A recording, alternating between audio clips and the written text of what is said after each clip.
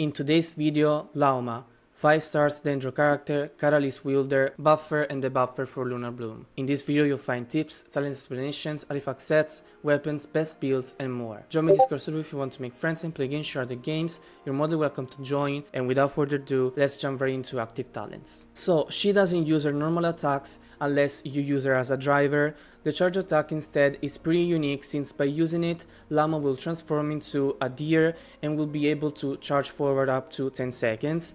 After this ends, this save will enter cooldown and LAUMA's charge attack will change, becoming a normal charge attack, which will deal AE danger damage to opponents in front. And that's it for the first active talent. Now let's talk about her skill, which does a lot of things as you can see, so let's go step by step. First of all, by tapping the skill, LAUMA will spawn a field with a jumping deer inside. They will apply Dendro to all opponents in said field. Really good for application, of course. The health form instead can be used only if you have at least one Verdant Dew. When using this attack, LAUMA will consume all the stacks, which are those moons you have on screen, and will deal a first instance of Dendro damage that will be followed by a second one considered lunar-blom damage. Each Verdant Dew stack consumed grants LAUMA a stack of Moon Song. The more stacks you have, the higher the instance of lunar-blom damage will be.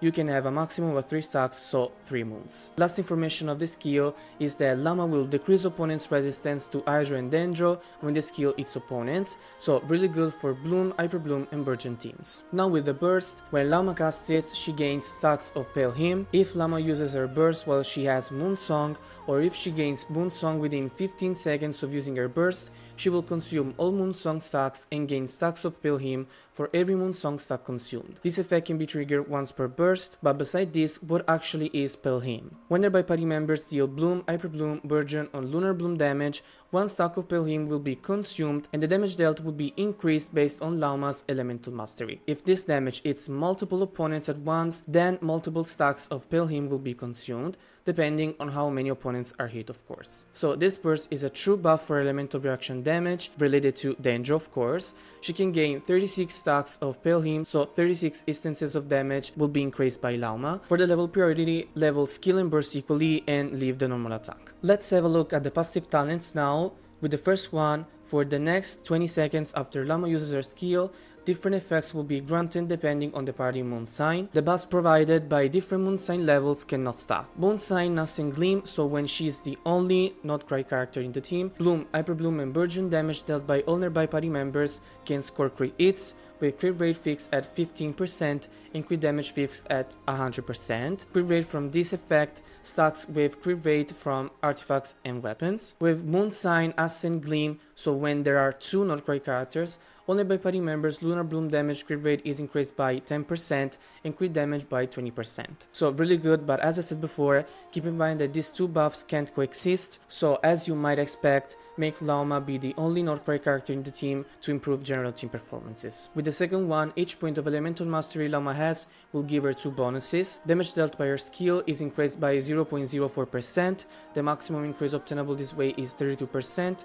and the cooldown of her deer charge attack is reduced by 0.02%, and the maximum reduction obtainable in this way is 20%. The cap for EM is 800 for the first bonus and 1000 for the second. With the third one, when a party member triggers Bloom reaction, it will be converted into lunar-blom reaction. Every point of elemental mastery that LAUMA has, increasing lunar-blom's base damage by 0.0175%, up to a maximum of 14%, so the cap for EM is 800 as before. And the last talent displays the location of nearby resources unique to nod-krai on the minimap, and also animals will pay homage, giving you resources like meat or minerals, and one also heals you, which is pretty cute. She's basically Genshin Snow White. So the rotation starts with LAUMA tapping her skill and using her burst, all supports join with their skills and bursts, and last, LAUMA uses her health skill to deal a huge instance of lunar-blom damage. So now that we had a look at the entire kit, is LAUMA Queen or Queen?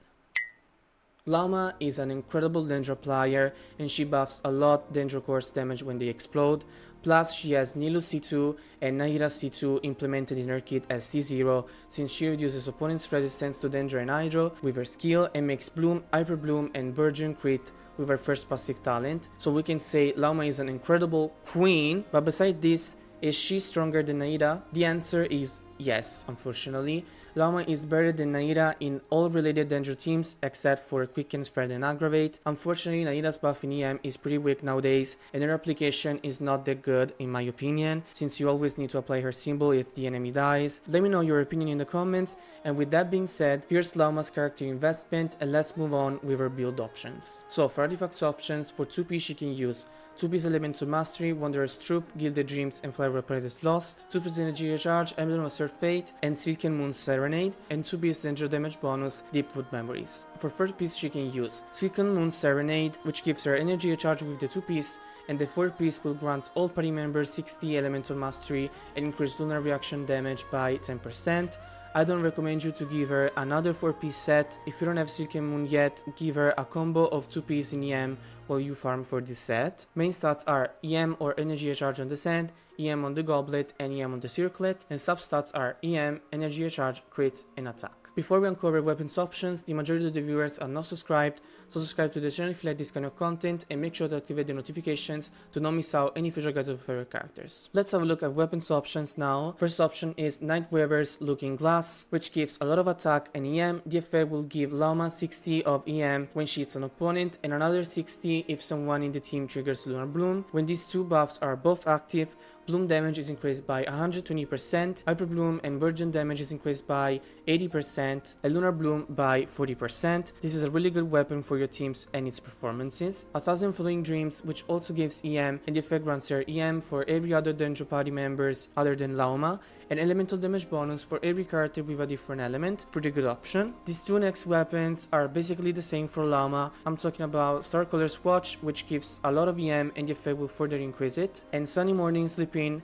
which gives EM and the effect will only grant LAUMA 96 of EM since she can swirl and her burst doesn't deal damage. For first class options, we have Ethereal Light Spinderloot, which gives attack and energy recharge, which is also pretty important for LAUMA, and the effect will increase LAUMA's EM after she uses her skill. Black Moral Lantern, which gives her attack and EM, the effect increases Bloom damage and Lunar Bloom damage. If you have two nod-krai characters, Lunar Bloom damage will be further increased. This weapon is craftable, so pretty good. Further Fulfillment, that gives attack and energy recharge, the effect will grant LAUMA EM for a total of 120. Mapamare, which gives EM, and the effect grants elemental damage upon triggering an elemental reaction. And Sacrificial Fragment, which gives a lot of EM and the effect allows you to use the skill twice. Pretty good if you don't have anything else. So for LAUMA's ideal build, you should aim to have 1000 of EM, 170% of energy recharge, but this changes based on the teams of course, and don't give her elemental damage bonus. If she can have it from a character, it's good, but EM is more important than elemental damage for her. Buff given by characters' kits and characters, artifacts and weapons are not counted in these stats. Let's have a look at the constellation before Team Comps, just to know what they do in case you are interested. With the first one,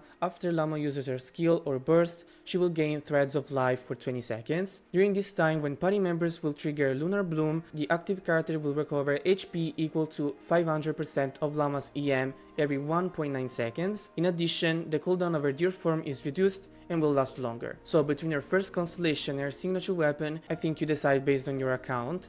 The weapon increases damage. The C1 gives LAUMA another task in the team, which might be useful since you don't need a character that heals, so this could prevent from pulling for Baju, Kokomi and others. So as I said, it's up to you. Let's keep going with the second one, which enhances the burst. Pilgrim effects are increased, all party members Bloom, Hyper Bloom and Burgeon, and Lunar Bloom damage is increased. When a Danger DPS will be released, this constellation will be even stronger, also because when Moon Sign Ascendant Gleam is active, so when you have another nod-krai character in the team with LAUMA, Lunar Bloom damage is increased by 40%. The third increases the level of the burst by 3. With the fourth, every 5 seconds LAUMA gains 4 elemental energy if the Deer of her skill hits opponents. The fifth increases the level of the skill by 3, and with the last one, the Deer of her skill will deal more damage, considered Lunar Bloom damage, without consuming Pelham stacks, but instead will provide LAUMA 2 stacks of it. This effect can occur 8 times per skill usage, so you can have up to 16 Pelham stacks via this method. Additionally, when LAUMA uses her normal attack while she has Pelham stacks, she will consume 1 stack to deal danger damage equal to 150% of her EM, and in addition, when in Moon Sign Ascendant Gleam, all party members' Lunar Bloom damage is increased by 25%. Now for Team Comps, she can play in Bloom, Hyper Bloom and Virgin teams, and having her as the only nod-krai character is really convenient giving the first passive talent. So, first option is the most classic one with LAUMA, Nahida, Kokomi, and Nilou. In this case, you have Nahida increasing EM and applying Dendro, Kokomi healing, and Nilou increasing the damage Dendro Course deal. LAUMA will of course apply Dendro, buffing damage and debuffing opponent's resistance to Hydro and Dendro. This is a really synergic team. You can replace Nahida with Kale or the Dendro Traveler, Kokomi with Barbara, and Nilou with Aino, Xingqiu, Yelan, or Furina. You could also go with LAUMA, Nilou, Yao Yao, and Furina. In this case, you have Yao Yao applying Dendro and healing everyone with her burst. Furina instead applies Hydro and buffs every types of damage you deal. You can replace Yao Yao with Baizhu to make this team even stronger. Third option is a Burgeon team with LAUMA, Xialing, Kirara, and Xingqiu. In this case, you don't have a healer, so be careful, also because Burgeon deals a lot of damage even to your characters. Kirara protects everyone with her shield. Xialing applies Pyro and deals a lot of damage, and Xingqiu applies Hydro. You can replace Xialing with Thoma, having Pyro application and a shield, so Kirara can be replaced by Emily for a more offensive team, or with Kokomi, Barbara, Baizhu, or Yao Yao if you want a healer. Or, if you're lucky, LAUMA C1. Other teams can be Alethem, LAUMA, Cookie, and Furina, replaceable by Xingqiu or Yelan, Nuvilette, LAUMA, Cookie, and Furina, and Raiden, LAUMA, Baizhu, and Furina. As always, these were just examples. You can use LAUMA with a lot of other characters, so have fun with her and her team comps. And that's all you needed to know about LAUMA. I hope this video can be useful to you. Let me know in the comments your final thoughts for our dear girl. I remind you to subscribe to the channel, to join my Discord server, and we'll see you in the next video. Bye!